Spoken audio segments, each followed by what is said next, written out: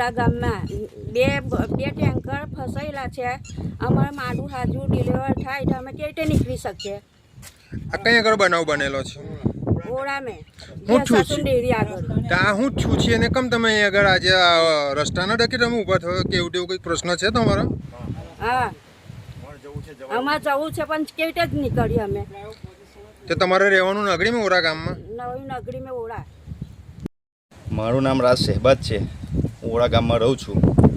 હવે ભરૂચના કલેક્ટર શ્રી સાહેબ તરફથી ભરૂચથી દહેજનો જે મેન રોડ છે, મેન જે મોટી ગાડીઓ માટે એ રસ્તો બંધ થયેલ છે. તો ત્યાંના બધા મોટા વાહનો અમારા ઓળા ગામ પર જાય છે, અવર જવર થઈ ગઈ છે. તો અમારા ગામના રોડ દિવાળીએ ચાલુ કરવાનું કામ, તો એના પહેલાં કામ રસ્તો ખોલી નાખેલો છે. અને હવે વરસાદ પડવાથી બધી ગાડીઓ ફસાઈ છે અહીંયા અને ઊંડા ઊંડા ખાડા પડી ગયા છે. તો અમારે અવર જવર માટે બહુ તકલીફ થાય છે. આ તમે જોઈ શકો છો, મોટી મોટી ગાડીઓ, બે ગાડીઓ ફસાઈ ગઈ છે અહીંયા. હવે અમારા ગામની બાજુમાં જ અહીંયા નવી નગરી છે.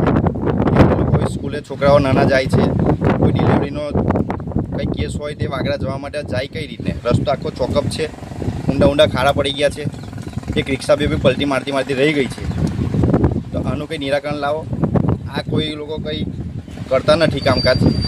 બાકી અમે કલેક્ટરશ્રીને આવેદનપત્ર આપી અને આ રસ્તો જામ કરીશું. આ રસ્તાની તમે હાલત જોઈ શકો છો. કોન્ટ્રાક્ટરની રહેશે ને સંપૂર્ણ જવાબદારી કોન્ટ્રાક્ટરની રહેશે. જલ્દી આ રોડનું કામ કરે. ઓળા ગામની ભાગોળે જે રોડ કાપી નાખ્યો છે કોન્ટ્રાક્ટરે, તે રોડ હજુ તક બન્યો નથી ને આ ગાડીઓ ફસાય છે અને ગામના લોકો હેરાન થઈ ગયા. એ કોઈ બીમાર પડ્યું હોય તો 4 વ્હીલર જાય એ પોઝિશન નથી કે 108 બી નહીં આવી શકે.